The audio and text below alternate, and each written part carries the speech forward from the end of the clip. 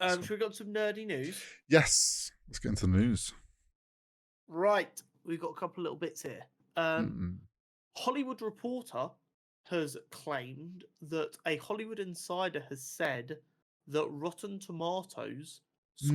scores are apparently very influential on producers when looking at directors for a project, even going as far as to claim that it is the first checklist item.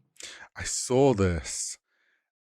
Kind of wild that it though doesn't surprise me nowadays that they're So like leaning to these things for a direction. I have a couple of thoughts on this. It is not inherently bad that they take it into account No. because at the end of the day, it is a repository of critic and fan opinions of films. If a Yep. director is consistently doing well in both categories, that should be a reason to give them a chance. Yeah. On the flip side, we know that Rotten Tomato scores are very manipulatable with that big Yeah. expose a few months ago, but also sometimes certain fan groups have gone out of their way to tank another film that they Yep. feel doesn't deserve the recognition, even if they haven't seen it, which makes the scores occasionally unreliable. Yep. I don't mind it being part of the thought process. I don't like the notion that it's high up on their list. I hope this is I'd like to believe this is only really used more so for directors that studios aren't familiar with.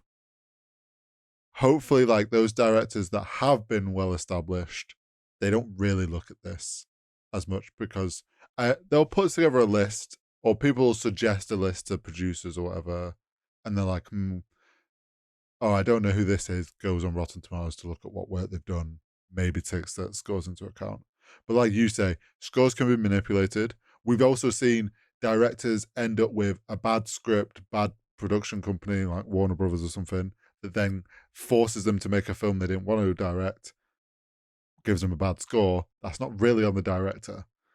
Yeah, exactly. There's situations like that. So I agree with you. I hope it's not being hard, like taken as a hard indicator, but I'm not against them using it to get a feel on maybe a director they're not as familiar with or something. Yeah, absolutely. I like I said, it makes complete sense as like one of the things you look at. Yeah. It's like, okay, I like this guy's work. I've seen this film. I like his film. I like his style. What do fans and critics think of him? Yeah. If they go see, oh, this guy's always in the 80s, which means his name is going to have a bit of weight that people are going to be like, some directors themselves put butts in seats. Mm. This is a good way of seeing if you've got a director who could potentially be that kind of guy. I have no issue with it being one of the factors. The bit that concerns me about Yeah. this article is the fact that it's apparently like phase one of screening people out. That's what I I don't like. I imagine this is only like it's only like bad in that situation on when they're doing sort of I don't know remaking a new Transformers film and they want a new director or something. Like when these production studios and they're trying to rebuild franchises or bring them back because they don't want to make new stuff. So like, oh, we need a director for this. And in most cases like that, it's already like, why are you making this film anyway? Yeah, Does it crazy. really make a difference how they get a director or not? I think it's for us, the films we care about, I don't think this is as big of an issue. I think it's an issue with like making the next Fast and Furious film or something like that sort of side of this industry. We got our first look at Star Wars: Tales of the Empire. The clip that we got shows Night Sisters fighting Mm, General Grievous. The series, of course, releases on May 3rd. I loved seeing General Grievous again It doing the felt good, double, didn't it? doing the double lightsaber spin. Um, This also, show, like, we loved Tales of the Jedi. Yes. I have no reason to believe this won't be interesting. Little anthology series that I can sit down and binge in like 40 minutes and get just a bit more depth to these characters is lit. Also, giving us more depth to Night Sisters helps them with Ahsoka season 2. Absolutely. Because we know they're like the fact that we're slowly getting this Night Sisters is being like fleshed out, and this mystical side of the Force being fleshed out more, I'm all for. Yeah, absolutely. It's very cool.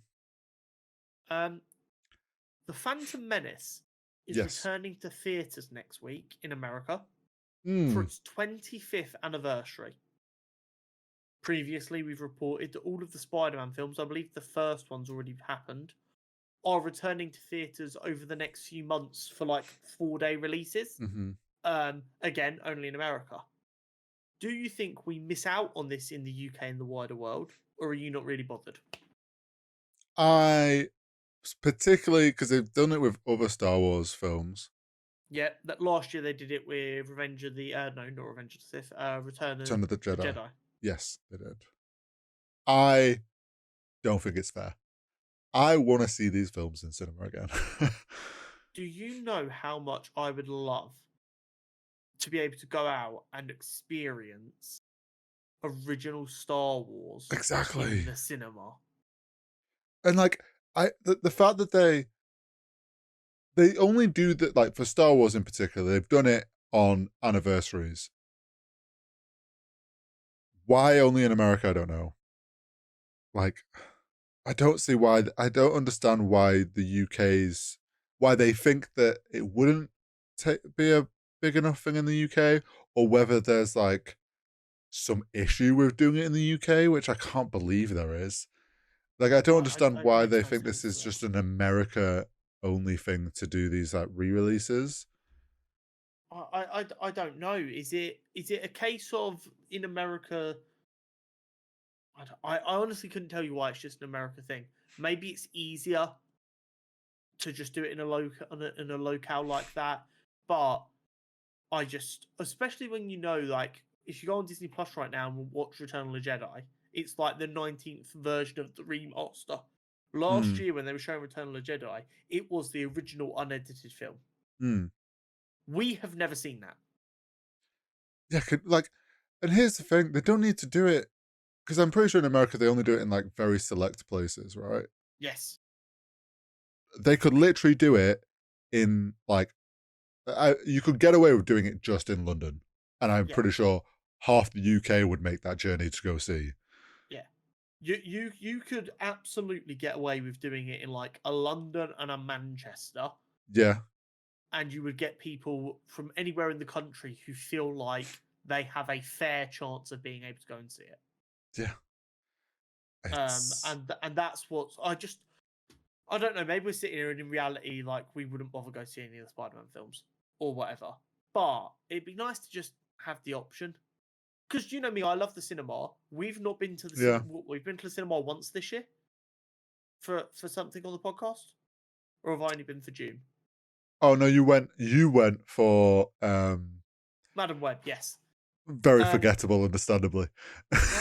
So like, if with these stuff coming out right now and there's not been any films in a little while, there's a real chance that I'm like, you know what, I haven't been to the cinema in a little while. I would love to see that in cinema again. Let's do it.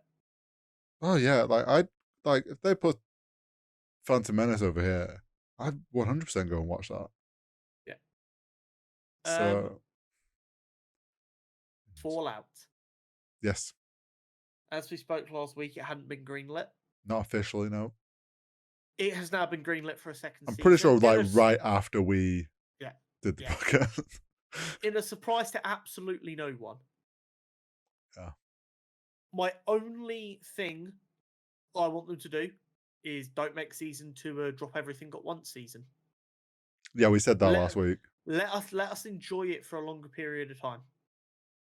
I would love for them to do weekly releases for season 2. I'm pretty confident they'll stick with what is their release strategy now. It worked so well.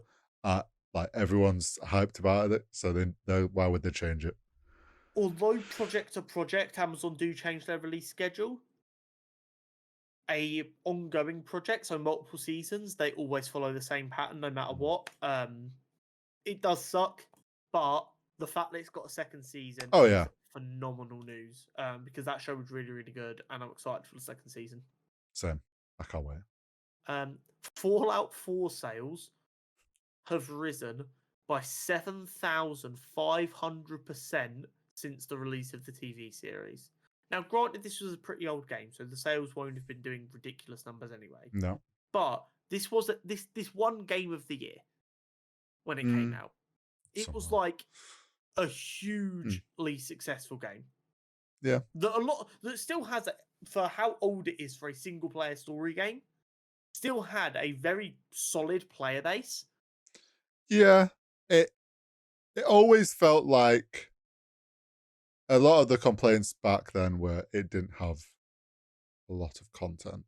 And the fact that obviously the update came out with the show and boosted things. That update came out today. Oh, is it only today? Okay. It came out today.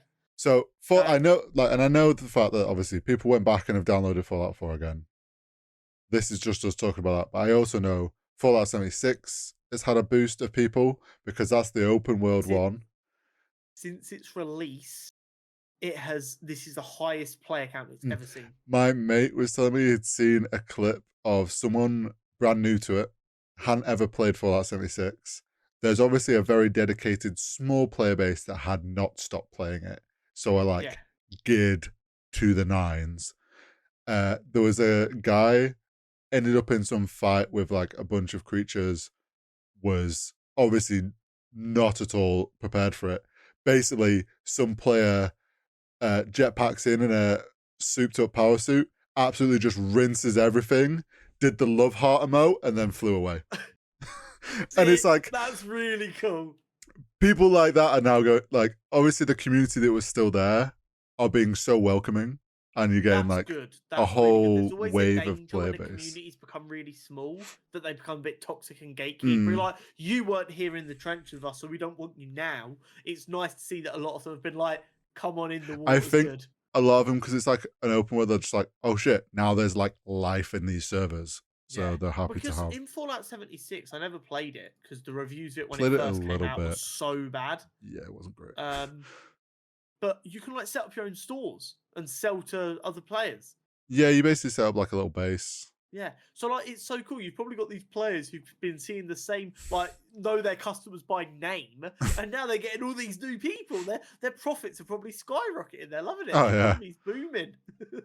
They're just like having a whale of a time. But yeah, it's great to see that the games have had a boost from the show, and hopefully this helps like future Fallout game. Yeah, the inside rumor is that we will get 3 seasons of this show before we hear anything about Fallout 5. That doesn't surprise me, considering we're still waiting on Elder Scrolls 6. Yes. They've got DLC for Starfield in the works.